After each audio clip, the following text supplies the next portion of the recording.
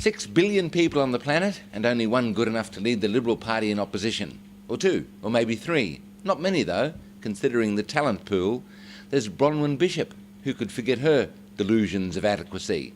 Tony Abbott, described today as a key lieutenant, has demoted himself to private in the hope of picking up some general's pips in a later battle. Eric Abetz, unable to play follow the leader. And Nick Minchin, who has given us a new word in the English language, no longer Machiavellian, but Minchinvallian. And Julie Bishop, the deputy leader, who gives new meaning to the word average. Now the federal opposition has imploded.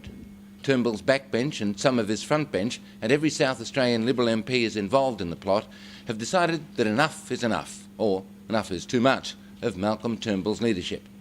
Turnbull and his team have miscalculated by trying to align itself with the other man's grass is always greener, the emission trading scheme, the carbon reduction scheme. By trying to make itself as green as the Labor Party, Liberal was bound to fail.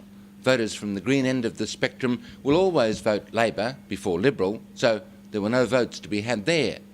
But when voters realised the extent of the ETS, the higher taxes, the higher charges from home to office lighting, transport, energy, there will be an inevitable electoral backlash which the Liberals could exploit.